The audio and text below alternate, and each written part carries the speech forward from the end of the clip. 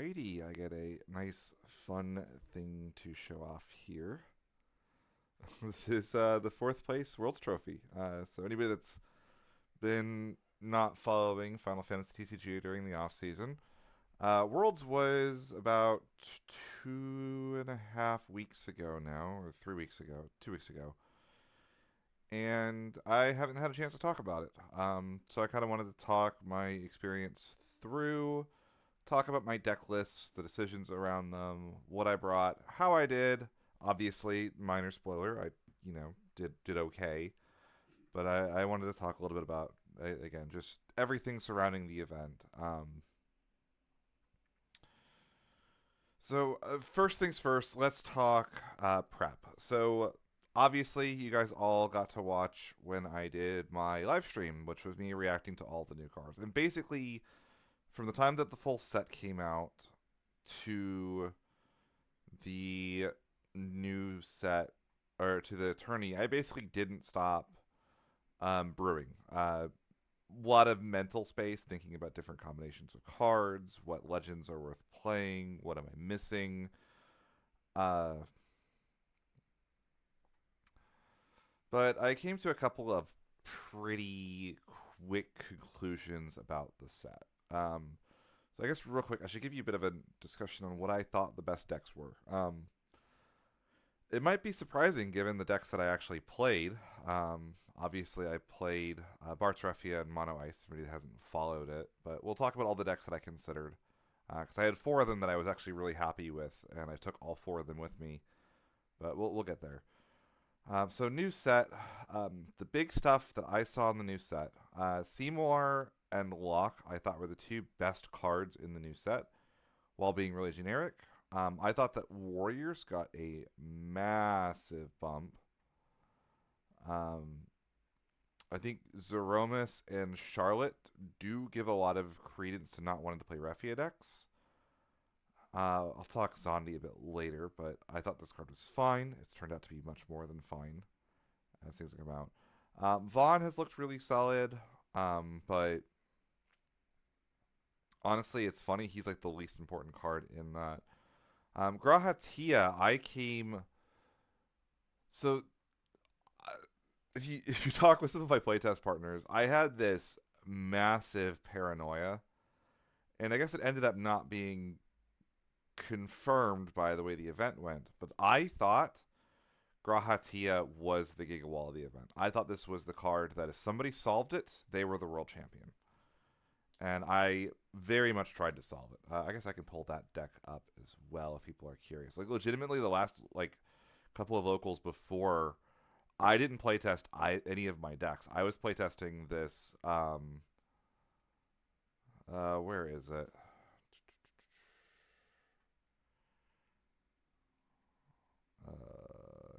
This uh, six color Grahatia Turbo deck. But I was convinced that that was like the best thing that nobody had solved, but somebody was going to solve it, and that person that solved it was going to be way ahead. I still think that. I think that Grahatia there is probably a tier 1 deck that plays Grahatia, but was not discovered in time for Worlds, which is partly because I think there's a really fast turnaround this year, it felt like, between Worlds, like the full set coming out. Erenville Wukelmont stuff seemed fine, but in playtesting, it's only good. I don't think it's quite the deck that. And also because I'm so good at Refia stuff, I really want my Earth cards there. Kryl plays really well. We'll talk more about Kryl later. Nothing with retainers. 8, I kind of read as a gimmick. A lot of early testing now that people have had more time with the set is showing that 8 might be legit. I don't know. It's hard to tell. Sometimes Hara being a Hara is just hard to know. Emperor in testing was looking really good. Most of the other water cards, other than like Schultz, were not super impressive. We'll talk Snovlinka and Jack later as well. In LBs, Warrior of Light was obviously fantastic for decks that can play it. Onion Knight actually has been extremely good in testing. Locke has been great in testing. I haven't tested the Emperor or Terra as much as I wanted. Terra didn't feel as good as I thought she might. Emperor actually felt pretty, or I think this is one I need to play test more with, but I didn't play a lot of Ice Lightning for a reason we'll get to later. Um, so let's start with the decks. I took 4 decks with me to Worlds. The first one was Bart's Refia. I had this set basically within a week of the full set list coming out. I had this built. I think the only difference is this Onion Knight has moved a couple cards around. The Terra's been a couple of different cards, but for the most part, this list has not changed very much at all. I tested a Graha Tia in here over the Terra. I think I went down on summons at one point to go even deeper on forwards, but all the ratios, the forward ratios, the backup ratios, all of these have been pretty much the exact same since that very first list. So because this is one of the deck lists that I took, let's kind of do a quick card by card. So, new stuff. The biggest new thing, weirdly, is this little common Kryl backup. The other Kryl backup is a fantastic card. It's one of the best backups in Refia. It's one of the best backups in the game, in my opinion. But one thing it is not is odd costed. And something that Bart's Refia in particular has always struggled with, in my opinion, is curve. What happened a lot is you would play Seraph FL, you would search for 2 Bartzes, and then you would just like play Bart's the next turn, which is already a little bit awkward. But then, like, what do you do with the extra CP? So now Seraph FL is like 1 copy of Seraph FL into Bart's into time, like 2 time magics, because this crowd gets you the other light Bart's, gets all of the light cards out of the deck, so you don't have to worry about bricking on them later. You get a fire, a earth, and a water warrior of light backup. And that was all I needed. I'm going to be honest, I actually considered going even slimmer on backups. At one point, I was considering playing this like a Sildra deck, where you would just play something like 8 backups. So the 3 Seraph of L's, 2 Lunith, 2 Kryles. I guess it would be like Elena and an Ingus or something, or like like one of each of these basically, and just pivoting through them. And I ended up kind of doing this because I thought this struck the balance between having the kind of speed of the Bart's variant with the ability to play off backups. And there were a lot of games where I just did that. I would, even opening Seraph FL, I hard drew my backups and I just played the backups from hand rather than relying on Bart's and introducing a choke point that didn't need to exist. Hilariously, this deck actually didn't test perfectly going into the event. I lost the last locals I played with it, and there was a locals I played at Grand Panda Canyon in Japan, and I only went 2-2 there with this deck. So it was very much not a deck I was locked in on until very late. But something that kind of is just true of me playing Refia is it's kind of just a comfort blanket deck for me at this point. Like, I just know playing this deck that I'm going to feel pretty confident and comfortable with it. The ratios, for the most part, are pretty similar. Like I said, the Bartzes, maybe some people see those as a little bit different. I know some people go a lot heavier on the Bartzes. I really just like it as an early game engine, and then later on it can just kind of be another Warrior of Light to enable Warrior of Light LB, which is a really broken card, obviously. Very late swap, I had a Golbez in over the Onion Knight. Golbez is obviously a burst. Onion Knight, though, being another Warrior of Light name, gives you a lot of utility, ways of dealing with cards that could otherwise be problematic. I didn't find out until at the tournament. Weirdly, I just hadn't experienced playing against Charlotte and didn't realize how difficult that could be to deal with. And Onion Knight ended up presenting like another useful way of handling that. But it's mostly there because I think that Refia has to play Cloud. I think Cloud is the best LB in the game, and it's actually really important for this deck because it has such a critical Witch of the Fence weakness.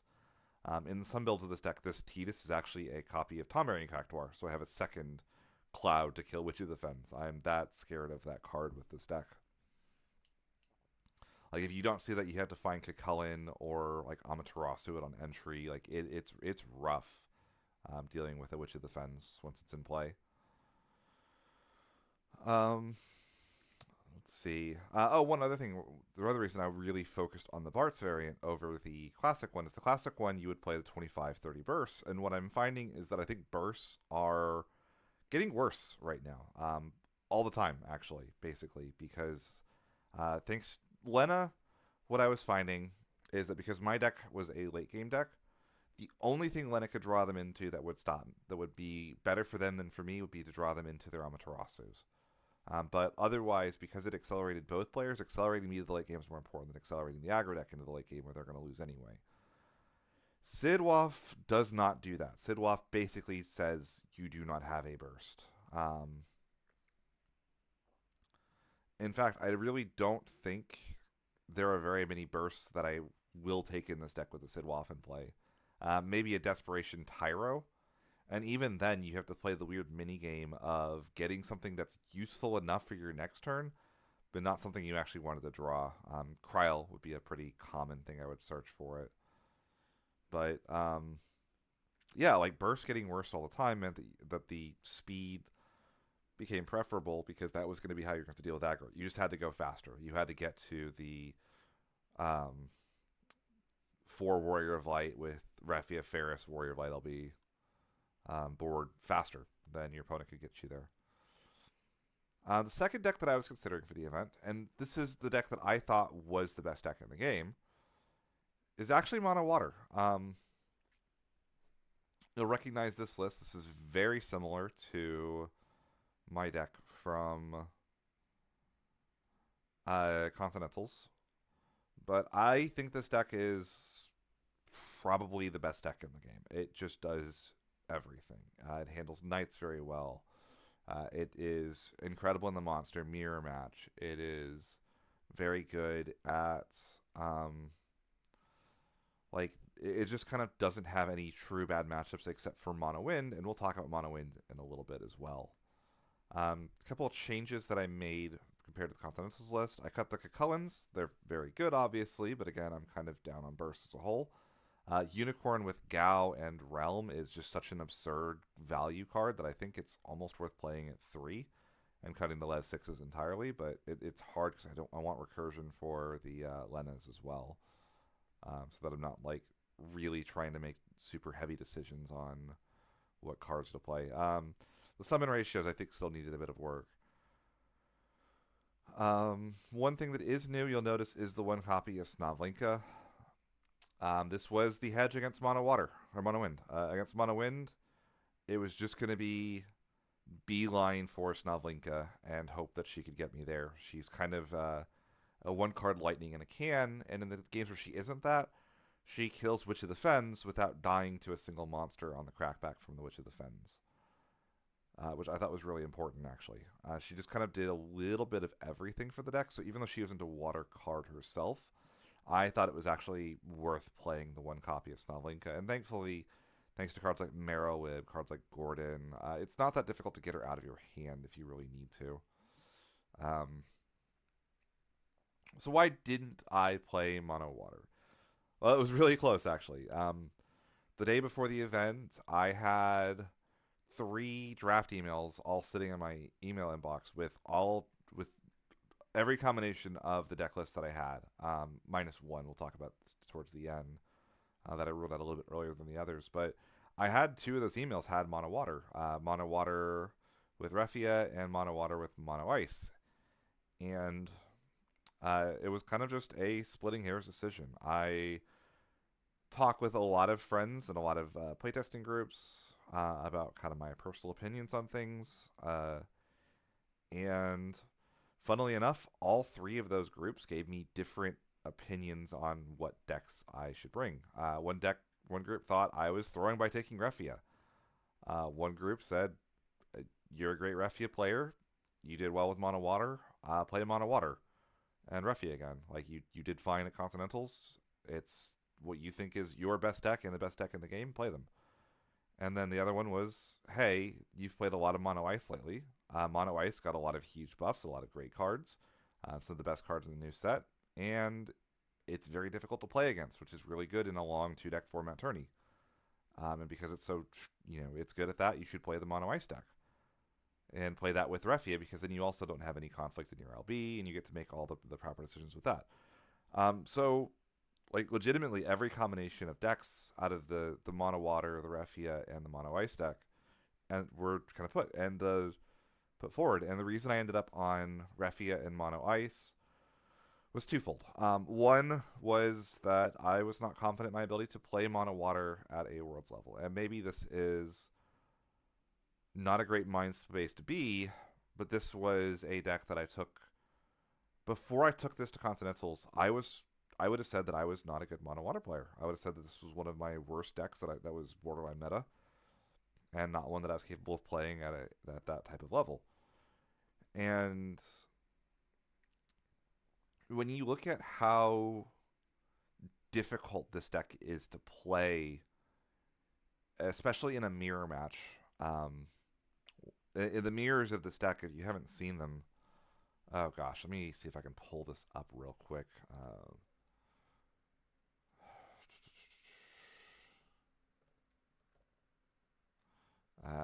One sec. I'm gonna see if I can pull this up on YouTube. Give me just a moment.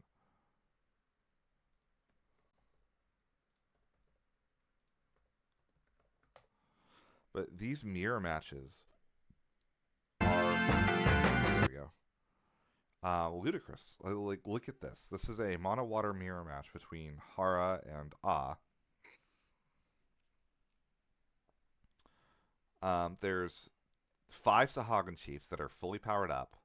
There's both players have 5 backups. There's 1, 2, 3, 4, 5, 6, 7, 8, 9, 10, 11, 12, 13, 14, 15. 25 cards in play. Both players have break zones with more than enough cards for Lena. The best way that I can describe this in fighting games terms is the deck has an overwhelming defense against itself, and you have to kind of put enough pressure on to threaten that you'll kill the opponent without burning so many resources that you actually deck out first. And it's a really, really, really narrow line to play. Like again, I don't think it's even the most permanents that end up in play with this match at one point. I mean, just look at the sheer number of cards in play for both players here. It's genuinely comical. Yeah, here's a realm pulling out 2 more monsters, drawing cards. Like, what do you even do to this? Like, how do you keep track of the number of cards in play? And then it's not easy to play into other decks too. Against Knights, you have to find the right line where you have enough cards, monsters in play for Gao to be live, and for Realm to potentially represent bounces while dealing with all of the BS that Knights can do.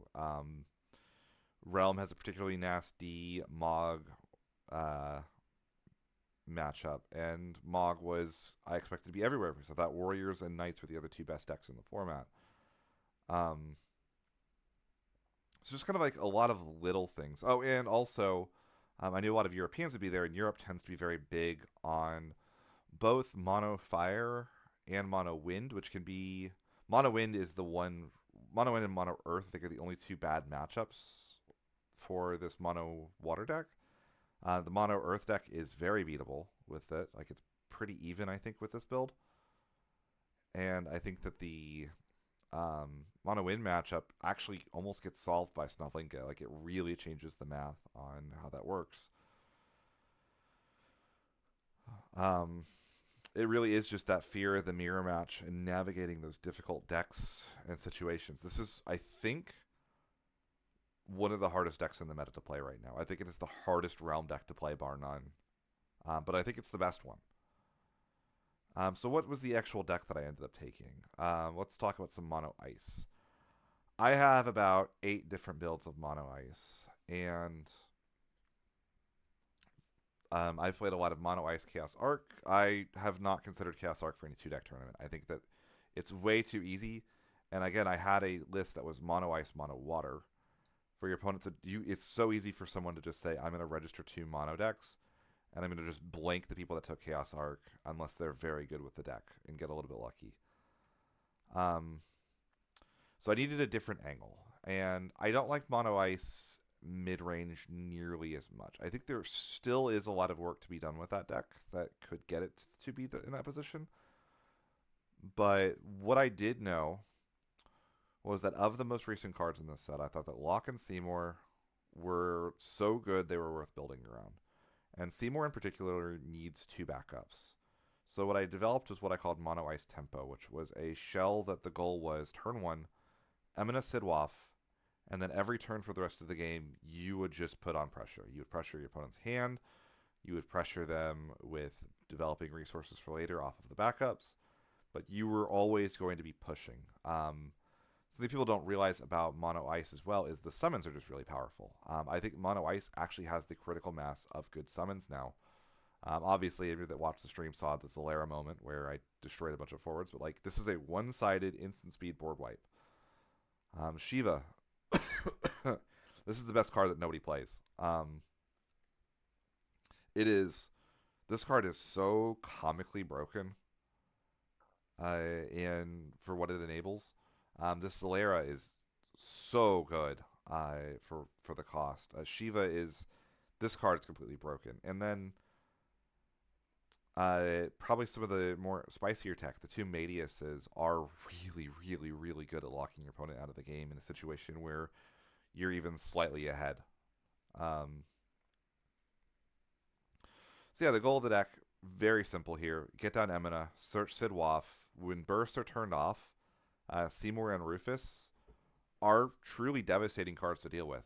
And especially if you can stick both of them in tandem, your opponent doesn't get to keep a hand for very long at all. And Seymour still generates value even when your opponent doesn't maintain a hand size. Rufus can... Seymour is able to protect his own attacks in a way that Rufus was not able to. It's very strong. The downside of this deck, it's got a couple of weaknesses. Some things that made me almost not consider it. It is not the highest agency deck. A lot of times you are going to be a slave to your top deck. You have to draw well. Once you get your Emina Sidwaf set up, there's not that much search power in the deck. You're kind of, okay, Seymour time, Rufus time, like whatever you draw, you kind of just end up playing. And the cards are designed to be good in whatever order they're drawn. You'll notice that like I've got removal with the Seymour, the Y'shtola, the Jill. I have card advantage with Rufus, with Locke, with Laswell, Argath, Len. And just like the Mono Water, Stavlenka really closes the gap. She changes the math on the way the game ends in a way that your opponent will never be ready for. I'm a Mono Ice deck. They might expect, well, maybe the Y'shtola will give haste, but they're never going to expect to die from 4, which Y'shtola Stavlenka can actually represent in the right situation.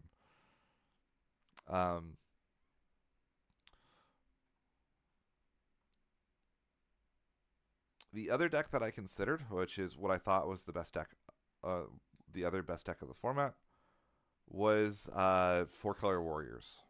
I surprised I didn't see any Gilgamesh on other players. I was actually... this deck is very strong. So one of the earliest lists that came out of Japan was this 3-color Warriors list. And I took it, I said, Gilgamesh is the only Timmy card I'm ever going to fall for. It is so powerful. It has to be worth playing. And it's so good with Volker in particular because Volker can both get it into play or search a special for it. So it's just a matter of finding the right number of lightning cards for it. And yeah, you can see with the Urianger and the Urianger, Zeromus, and Gilgamesh were kind of the cards I chose to kind of bolster that lightning count. You could play like one of the Lightning Warriors. I just think that their Lightning Warriors are not strong enough to really care about. So let's kind of talk a little bit about this. The idea with the Zeromus is it's a good enough Ice Lightning card that you could play it off of Axstar happily, while being good enough to be hard played if drawn or get the Gilgamesh into play. It just kind of helps fix colors in a really nice way. The deck's obviously majority fire, and it's definitely very good. I've killed people as early as turn 3, going first with like 4 cards in hand, thanks to Firion. it was like turn 1 Najee, turn 2 Tyvis, Tyvis search Mog, play Mog, turn 3 Volker for double Gilgamesh, play Gilgamesh, attack with Furion twice, draw 2 cards, attack with Mog twice, attack with Tyvis twice, and then Gilgamesh shoot the Volker, and then Gilgamesh attack once for game. And that was lethal from on turn 3 going first. It's very good. The reason I didn't end up taking this was just a lack of experience. I hadn't played nearly as much with the Warriors list, and I expected this list to be very represented, very powerful, and one that I was less prepared to actually play better than my opponents. So I went for a different direction. The Grahat's Herbo list I was on is right here. Resembles a Gigawall list quite a bit, actually. You'll notice. The Zonde was a pretty late addition to kind of give it a card that could help deal with Zeromus of all cards, was really posing a problem for it. But Grahatia, Sid Hayes into anything is just very, very powerful, as it turns out. But the lack of interaction as well, like the fact that you're completely reliant on your opponent's turn and everything else. I think there's something here. This deck is very, very playable and very good. I just don't know what that final form looks like.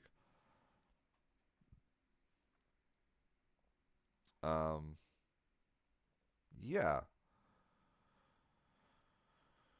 So, obviously, my deck of choice, I took Bartrefia. I put his deck A. Figured I was more comfortable with it. Earlier in the morning, played against the opponents that I would be more comfortable playing against. Deck B, I said, let's run the Mono Ice. I feel confident in it. It's a Ghoul Original Brew. Um, I knew that I needed to go 3-1 with every deck. I thought it was the deck that would go 3-1 by itself, almost with no real guidance from me. And then once I got the top cut, it would do what it had to do. That was the plan anyway. So let's talk about the tourney itself. We get there, we arrive in Shibuya on the day of the tourney. A little bit chilly, yada yada yada, seeing a bunch of friends, great time, bit of a cool down period. One thing that was happening at this time was I was actually not feeling very well. I had some kind of an infection or something, and I just had like nasal drippage and a sore throat and was coughing and so like between every single round in this tournament, I'm actually like going to the bathroom to blow my nose and get all the junk out of there so I could actually play the game properly in the actual game and not have to think about how crappy I felt. We get our team photos. We get goodie bags with our card sleeves. We get our little tote bags, which we got instead of jackets this year. Originally, when I heard that we were getting a gift instead of the jackets, I was a little bit disappointed, but I actually like the tote bag better than the jacket. So your mileage may vary on that one. Let's talk about the actual round. So round 1, I was up against JR. I know that I lost the die roll on this one. Going to be a recurring theme over the course of the day. We'll talk about those as we go. JR is from North America, and he was on Knights. And I don't remember how this game went, other than that it was not super scary. I think that an early Charlotte only had a Garland, which just didn't really worry me. The damage pressure wasn't quite there from Knights in the way that it could be, and like there wasn't like hand pressure or anything.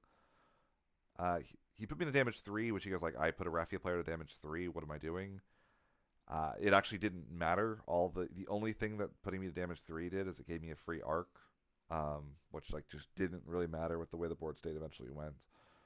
I'm 1-0. Round 2 comes up. And I'm already really happy with this. Being 1-0, last year I started off 0-1, getting top decked into a double chaos and no chaos special to get burned out of the game when my opponent had 13 cards in the deck.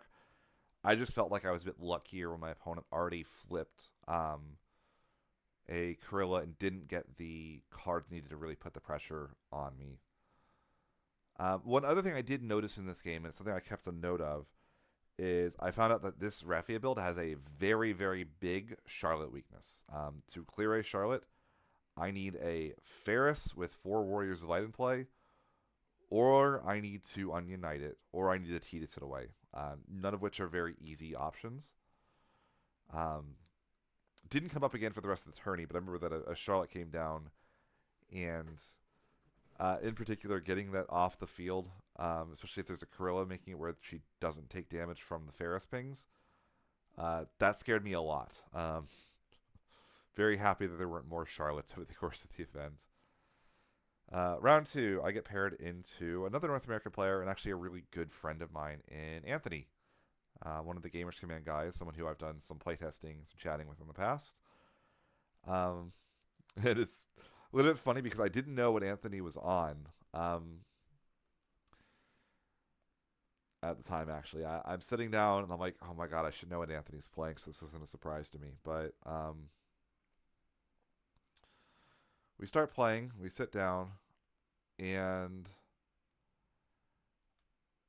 I think this is the one match where I might have won the die roll. I find out that Anthony was playing Earth, Water, Realm, which is a matchup I really don't enjoy playing into. I think all the Realm decks are very difficult for Raffia. Even with the one copy of Alexander in this list, I don't have a lot of ways to recur the Alexander. There's no Une, there's no Lulu. I really need to make my one Alexander bullet count if I'm going to get the Atomos off the field at the right time, for instance. Excuse me. The best way I can describe what happens is the game just kind of gets to the point where I keep drawing gas, and Anthony, despite kind of getting to do a little bit of what he meant to do, he was like one turn too slow in the realm and never really got to a point like trying to shoot the balance between putting enough monsters in play to threaten me, but not somebody that get blown out by a Shantoto. And I remember that I actually got far enough ahead that I think I even T to sell beat instead. I was just like, there's kind of this like mental moment when I play against a realm deck where I don't really use my LB deck very much with Raffia a lot of the time. Luna Freya is a lot of times there for your early game, for your setup. Warrior of Light is there for your finisher when you're ahead, just protecting your Ferris and your Raffia often is enough to win the game. But a lot of time, and like Cloud is there to kill exactly which of the fens. But I'm not somebody that will like aggressively Leo or aggressively do things, which I think plays to my favor against the realm decks of the format, because I'm a lot more capable of Shantoto being in a pinch when I need it. Provided I can manage the 17 Earth cards in the deck, which is also difficult to do sometimes. So I ended up, like I said, I think Anthony kind of stalls out just a little bit. I get my full field established, and there's no real coming back for Anthony. And I'm 2-0. I am firmly kind of in the driver's seat for the tourney. I'm feeling really good. I've beaten 2 bad matchups, and I'm firmly kind of in the top half of the tourney so far. So we get to round 3.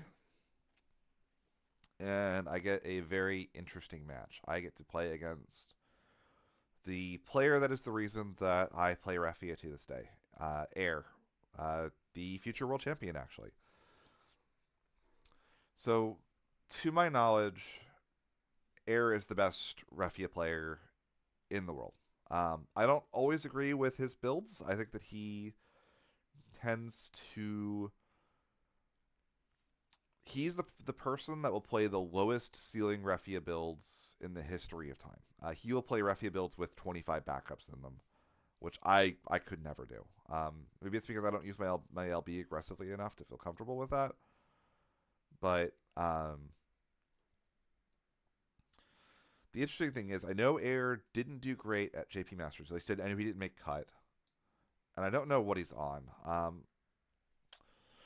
So I'm expecting Knights. Turns out he wasn't playing Knights. He was playing the mono water list that I was super scared of, that I thought was the best deck in the format. Um, so what happens in this game? I know that I think I lose the die roll. This is the if I did win the die roll, this is the only other match I could have won the die roll. I believe I won it against Anthony, and I think I lost against Air, but this is the only other match that I could have won the die roll in.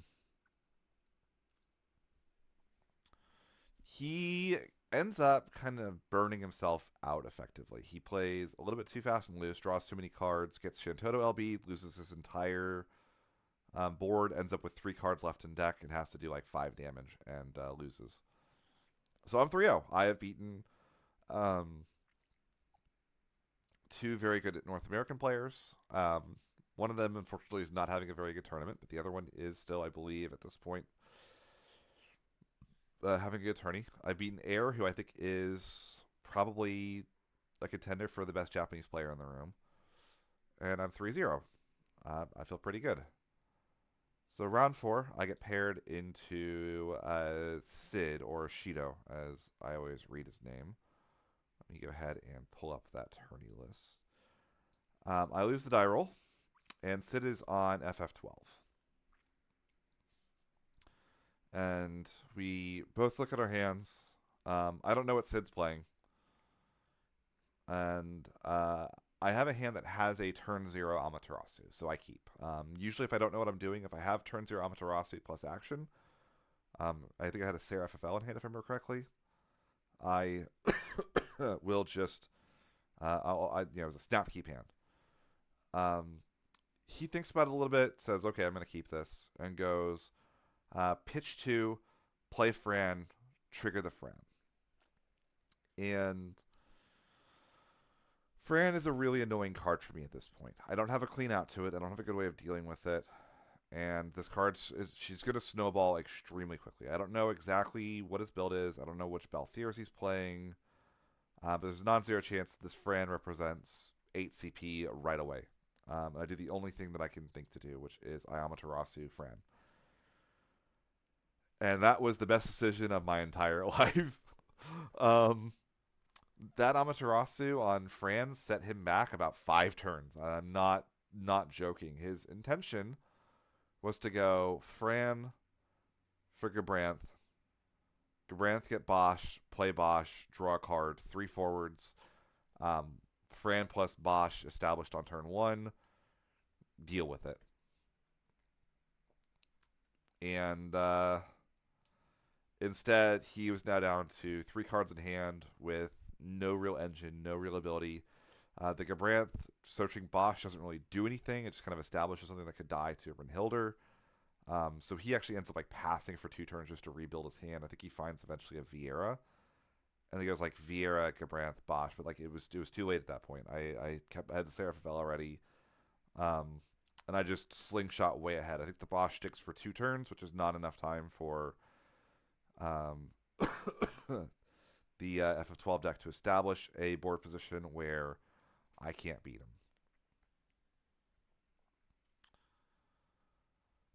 So we are doing really well. I'm 4-0. I'm one of 3 4-0 players at the lunch break.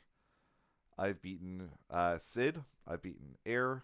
If you know how the tourney goes eventually, that's beating players, the eventual world champion and the guy that got 3rd place. My deck that I was more worried about is 4-0. My deck that I think will go 3-1 without much intervention on my part is sitting, waiting in the wings. Lunch break ends. I sit down against let me get my phone out because this will have the yeah, it's probably he got 9th place eventually. I'd like to get the name down as well.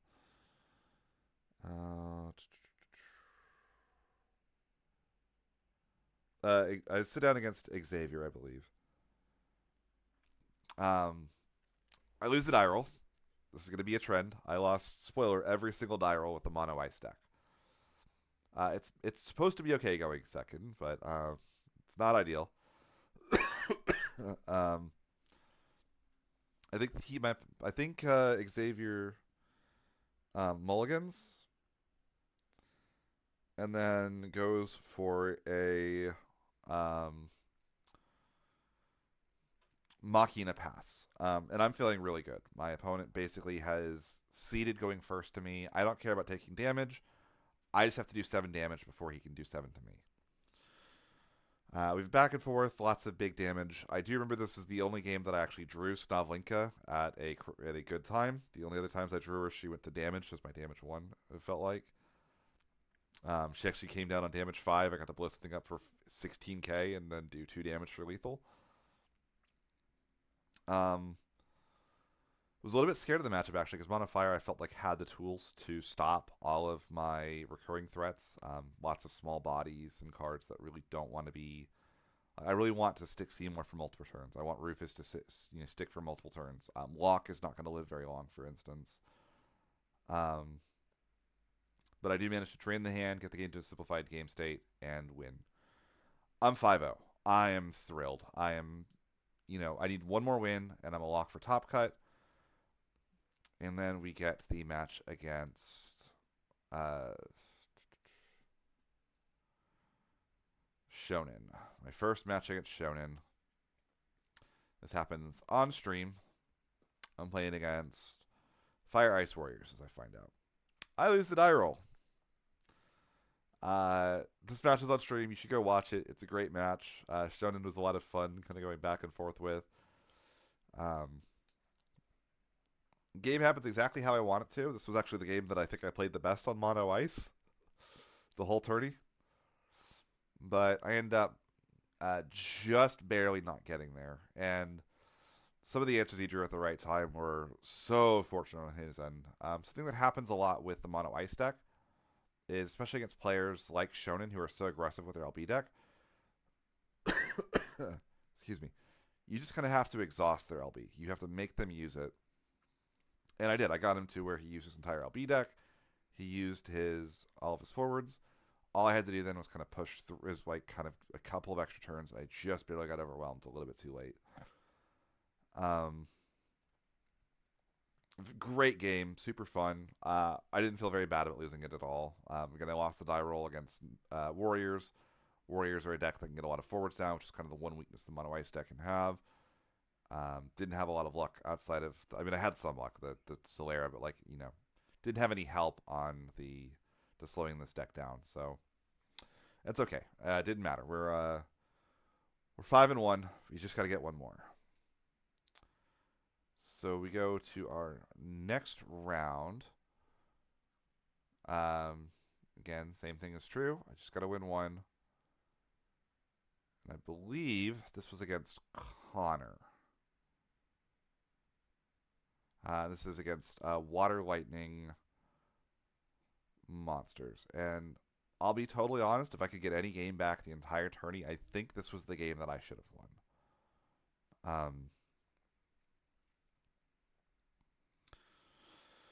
won. We sit down. Spoiler, I lose the die roll. And Connor mulligans. Picks up his deck, or 6 cards, ditches 3, plays Luna Freya, and hits no burst. He hits a Moth Slasher and just dumps the Moth Slasher. So I'm right where I want to be. My opponent has put themselves in a situation where they are forced to be the aggressor. They've dumped so many resources from their hand. All I have to do is get myself into that simplified game state and win. And the next turn, I think he has one of the craziest turns I think I've ever seen for a deck that was this far behind. He goes Mirror from the Break Zone, or attack with Moth Slasher, attack with Luna Freya, Mirror from the Break Zone, eat the Moth Slasher, get another Moth Slasher, ditch a lightning card in hand, play Nyx. And now all of a sudden I'm facing 6 damage in a deck that, like, I'm not a slow deck, but I want more time than that. I end up getting a Seymour in play. I have like Seymour lock, and I remember that because of the early aggression, I didn't have time to get a Sid Waff into play. And I attack with a Seymour for like damage 4, And he flips over the damage, and it's a 5-cost Odin. And I go, God damn it. And choose Seymour. Seymour dies. Oh well. I attack with lock. Flips over the damage. 9-cost Odin. Choose the lock. Lock dies. And that was the camel that broke the straw that broke the camel's back. I play the extra lock in my hand, and it just isn't enough. Ended up burning too many resources trying to get back from losing Seymour plus lock, and the game ends up I lose like 5-7 or something like that. I don't know what I should have done differently. I'm sure there was a line where when my opponent goes Lunafreya for Moth Slasher that I should win that game, but I cannot for the life of me figure out what I should have done. I just know that there should have been a way for me to win that game, guaranteed. And now I'm in a really shitty spot because I have gone from 5-0 to 5-2, and it's going to be a very clean cut at 6-2. So I'm fine though. I feel good. My deck is it's a strong deck. I'm confident in it. My deck is going to do well. And we go to the final round of Swiss, and they get paired against Jeremy. And it's a mono ice mirror match. And I lose the die roll again. Oh, woe is me. So Jeremy's list is a little bit different than mine. I put a lot more value in recurring value, I think, than Jeremy did. He still has some of it with like the Gimme Cats, but like he also has a lot more forwards and aggression there, a lot fewer summons, way more backups. I don't really like Lufenian if I'm going to play 16 backups, but like obviously Jeremy made it work for him, which is fantastic. You can see a lot of similarities in our list, which is cool. Even though I think we're doing kind of different things at the same time. Very cool list. I lose the die roll, and I think I was getting kind of the better of me at this point. I wasn't feeling very good. Second half of the day wasn't going my way. I remember he plays a Lufenian, I want to say, for his first backup. And I kind of think, okay, I really want to get the screws on a bit. Maybe it was like Lufenian into a second backup, I think.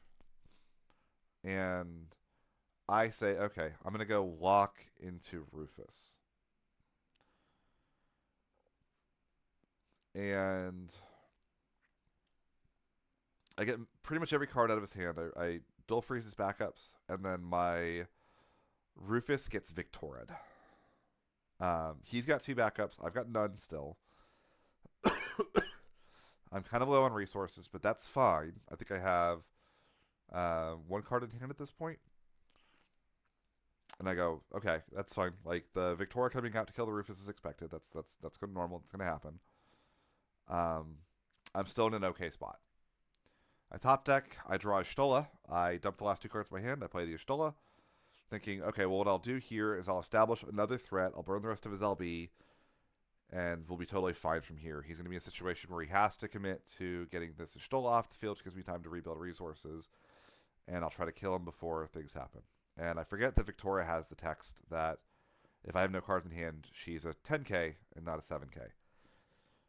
And I don't think it really mattered. I think I was in such a rough spot the moment I went all in on trying to go be the more aggressive variant of Mono Ice. I felt that going second, I was never going to win the long game because the immediate Lufenian was just too good. The Lufenian into it was like Lufenian Unalesca or something. I was just like felt like if his next card was a Seymour and he had a Seymour in hand anyway, there just wasn't a way for me to come back from the situation without being like extremely aggressive with what I was doing. But I shouldn't have played the Rufus really because like the Rufus put me in a low enough hand size where the Victoria was an answer, which got me in a situation where I lost the game for going for it. So I'm 5-3, and my mono ice deck is 1-3 on the day. Again, I think my opponents all played really, really well. Again, the game was shown in happened there. The match against Connor, he played incredibly to get out of a rough situation. Benefited from EX luck at just the right time. I can't complain about that. Like that's part of the game, right? In the game against Jeremy, I just was played a little bit too fast and loose and made the wrong decision, and I lost the game for it.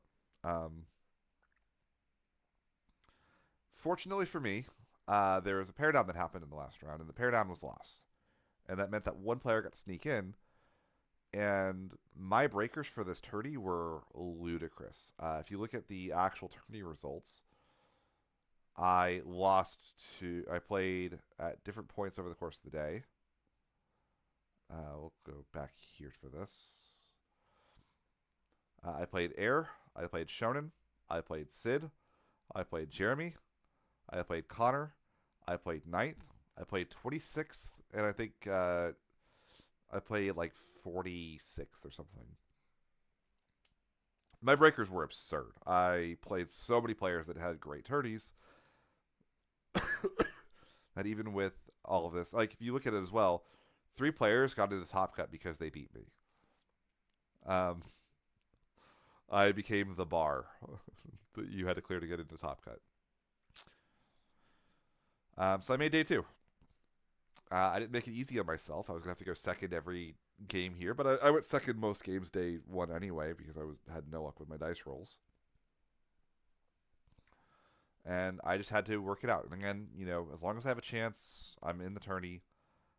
Shonen was going to be a very difficult matchup for me. Probably of all of the players in top 8, I would say Shonen had the worst possible matchup for me in the entire tourney. It is what it is. That's why you don't want to be last place, because going second into bad matchups is tough. I decided that what I was going to do was pretty simple. I'm going to run Refia out there in game 1. Refia can handle both decks going second. It's going to be difficult, but I wanted to give Mono Ice as good a chance as possible, so I would play Refia. I'd hopefully get my win on game 1, and then games 2 and 3, I would let Mono Ice, 2 shots at kind of doing its thing. We flip our cards. He leads on Mono Lightning. There's no Water Lightning. I think this was the better game. This was the one that I think I had a better chance at winning. Couple draws here and there really changed things. Again, he was very. Shonen is a very aggressive player. We have very different play styles, which is very neat, actually. I love that about the game, that there's this. One of the best players in the world is this really aggressive Spaniard, and one of them is this very patient American Australian, I guess. But I ended up losing to Shonen. Game 2 was a big misfire on my part. One of the things that kind of shows my lack of experience with the Bart's deck was I opened Bart's, but I did not open a lot of extra Warriors of Light, meaning that Bart's was not protected from an early Cloud or an early Victoria. So going for Bart's Seraph of L meant that Bart's died to Victoria, and I had like kind of nothing. I was 2 backups, or 1 backup with 2 cards in hand that don't really do anything into a deck that just eats that alive. It sucks. Like, it was a big misplay on my part. What I should have done, honestly, is just dumped the whole hand on turn 1, and gotten Seraph of L plus probably Lunith. Establish the 2 Warrior of Light backups, get the protection for Bart's in the break zone, and then next turn, if he doesn't try to kill it, basically like pass the next turn and then use the Bart's in the break zone at the end of his second main phase to try to dig for a second Warrior of Light. That was the play. I didn't do it. I screwed it up. It is what it is, right? I'm in the loser's bracket. I'm going to have to fight my way back up from here. So let's go talk through losers. I played against Petition game 1. And probably of all the matchups here in Top Cut, this is the one that I think was probably the best for me. Other than, ironically, maybe Air. Air would actually be probably a matchup that would be very good for me. Petition queues up the Mono Fire list. and the Raffia deck kind of just eats this alive. There's really just so little that a deck like this is going to do into Raffia. It's slow enough where I've got all the time in the world to get my backups in place. Stuff like the Warrior of Light, Mist Dragons, all of those are going to protect my cards, give me a situation where you just can't afford to like Cloud or Ifrit, right? Like it just costs way too much for way too little return. Um, cool. Top six secured. Let's keep going. I played to get into top four. And my opponent was Mark X. And Mark. Oh, I guess Materia Hunter didn't put these in for the right. I'm trying to remember what happened here. 'Cause it was I played Patinion, then I played Mark. Played Mark X. Yeah, I know. I don't think Jeremy was fifth. I think Mark would have. I guess because I think Jeremy lost to Mark. Whatever, not important. Yeah, Jeremy lost to Shonen. Jeremy lost to Shonen. Oh, right. Yeah, okay. So these two lost at the same time. Yeah, because Connor lost round one of that. Shonen, yeah. Just in my head, Mark was fifth, but yeah, technically Jeremy and Mark were tied for fifth. So Mark goes in. I know Mark is going to queue up the Warriors list. He and Shonen were good friends. They both know that I probably am not playing the mono ice deck into either of these decks. I'm going second. The Raffia Mat decks would have the hardest time with the Warriors list. And I kind of just had it this game.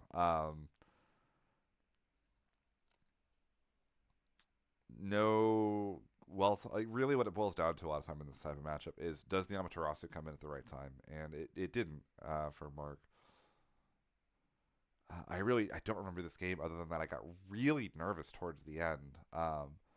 Just because the stakes were kind of like so high, it felt like getting to that fourth place spot. Like everybody wanted that fourth place spot of the people in the losers bracket. That like I'm declaring all my triggers very carefully. I'm really trying to make sure that I don't throw this game from a super winnable position, given that like.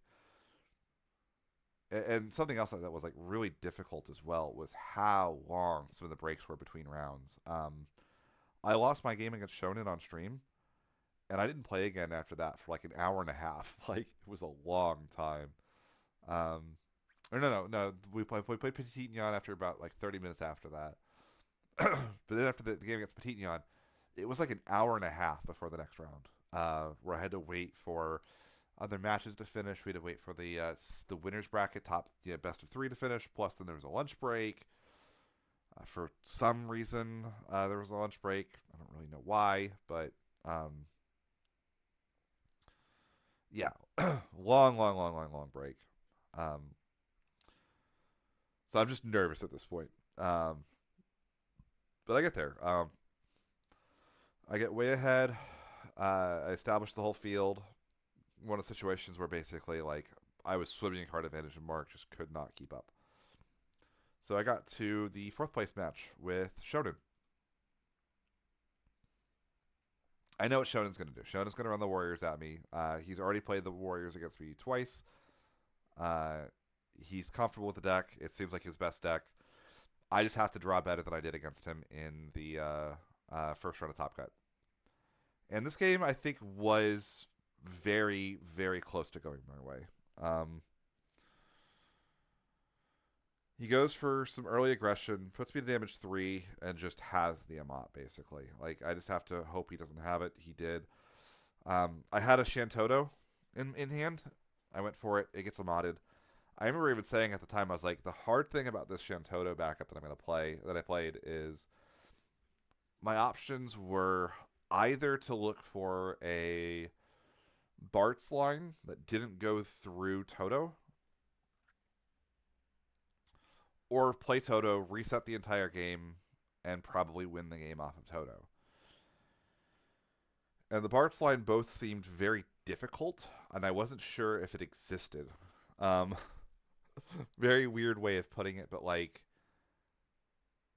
I knew there was going to be an interruption somewhere if I went for a Bart's line.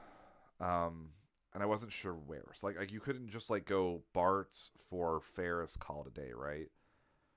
But it could very well have been like Bart's for Kryl, Kryl for Ferris, Ferris for the right thing, and then like maybe that gets me there, right? Or like for Bart's, Bart's gets Arc activates backups, and I still like half play. Like I don't know, like that's the kind of situation I was in where it's like I can map out all these scenarios to play around the Amaterasu, and still very potentially lose to the Amaterasu anyway. Or I can play the Shantoto backup and hope. And he had the Amaterasu anyway, and then immediately followed the Amaterasu up with Seymour. And it's like, okay, this was not my game. Um,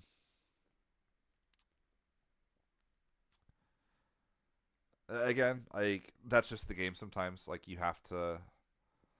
It's funny to see that like Amaterasu went from being such a strong control tool now to being probably like the aggro card. It feels like at this point, like it's what aggro uses to kind of defend their victory when they get ahead. It feels like but like I don't regret how I played that game. I think I played it properly. The way that his deck is probably beats the Refuelist list that I had 7 times out of 10. And I just didn't hit the 30%. Uh, do I think I would have done well in Top Cut? Maybe. Sid's Warrior list I didn't play against. Would have been an interesting match for sure. Basically, it was just going to have to be beat Warriors the whole way. But I think of the Warriors decks, this Water Fire list like this is a list that my deck was much more equipped to handle. Obviously, the double cancel summons means that I have to really be more careful with all of my forward auto abilities. Shantoto LB probably is a lot worse in this matchup, but a card like Onion Knight is a lot better. Oh, something I do distinctly remember from the Shonen match that I thought was really clever.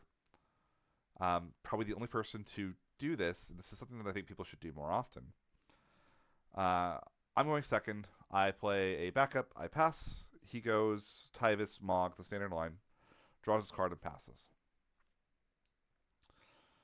And I do the thing that I do into the Tyvis Mog all the time, which is I say, if you have, I am okay with playing a card like a King Tycoon or even a Tyro and have the Tyro's text be kill target Mog. It's not good. The Mog didn't cost them anything, and the Tyro cost me, 5 CP. But it's 2 damage off the field, plus I established the backup. And I play the Tyro, and I pass the turn. Or I play the Tyro, and I pass priority, and I go, okay, well, would you like to sack your Mog in response? And Shonen thinks about it a little bit, and Shonen goes, no. I don't think I do. And that was a game-winning decision for him. Because, like, what am I going to search, right? He knows I have to go back into the deck at some point. I end up searching Onion Knight, which I think is the card that threatens things the most cleanly. There's an argument I should have played it right there, but he only had one backup plus Tyvis Mog. There was no known Firion in hand, and he'd have to have a second backup anyway for the Firion to have the draw effect. And then, of course, on his turn, he goes backup Firion. So not sacking the Mog not only allowed him to kind of continue to hold the threat over my head of this Mog being in play and basically ruining me, it also allowed him to have the Firion draw the next turn, which wouldn't have been possible. And again, the Tyro Search, while it was really juicy, it's a really great thing to shut down. It didn't matter in the grand scheme of things because I needed so many more parts for my deck to start functioning. Just absolutely brilliant play, the kind of play that only the second best player in the world would make. So absolutely massive kudos there. And yeah, that was the World Championships, as explained by me. How do I feel about it in hindsight? I think I got a little bit lucky with the Refia list, to be quite honest. But I mean, you have to get lucky. It's the World Championships. There's a lot of good players there. I beat a lot of very, very good players with the Refia list. Like, um, beating Sid and Air is an accomplishment. I'm very proud of that. It's kind of funny because I had to like force myself not to fanboy too much over air as I play them because I whenever this is a Japanese tournament, the first thing I do is I look at what Air's list is, what does Air play, and what's his current Raffia build. And the second thing I do is I check and see what bullshit Hara's playing. Um, but yeah, I got to sit down and play against somebody who I've had a lot of respect for and beat him in the game. Um, I got to make a bunch of friends. I think the mono ice deck didn't perform great, but I don't think a lot of it was its fault. Again, I think that Connor played absolutely perfectly to beat me, which again, that's what this deck is meant to do. The deck is meant to say you must play perfectly at the end of a longer tournament, and I'm still going to win some of those games anyway. And Connor played perfectly. Shonen played perfectly, and then I didn't play it well enough into Jeremy, who played a deck that had the same game plan almost, and Jeremy beat me because of it. So just an absolutely incredible tournament. I think if I could do it over, I probably would play the mono water list over the mono ice and kind of not have that same fear. Might have also been a bit content creator brain to me. I just didn't want to play the same two decks that I played at Continentals. I also didn't want to give people the advantage they did follow the Oceania Nationals of knowing what exactly the exact decks I played. But yeah, I really am happy with the lists, the decks, the states they all came out in. I think that they are really good. Um, I wouldn't really change too much. I think the Refi list is right where I want it to be. I might maybe find room for an Une or a second Terra if I could. Um, the mono ice list, uh, it's tricky because there's cards that I think could change, like the Ceremobius probably could change for sure. But I really do like the list. The second Shiva probably should have come in as well, just to make it a little bit easier to find. Not having access to this at the right time, like I never had access to this over the course of the tournament. It is such a powerful card. I just think it's more powerful when you have 3 backups, 4 backups, 5 backups, and this deck wasn't intending to get there. Plus, you only need the one. Like, and I've got lots of ways to pick it back up with the Terra, the Len, so I wasn't that concerned about it. But maybe I should have been more looked to have more access to this card in particular.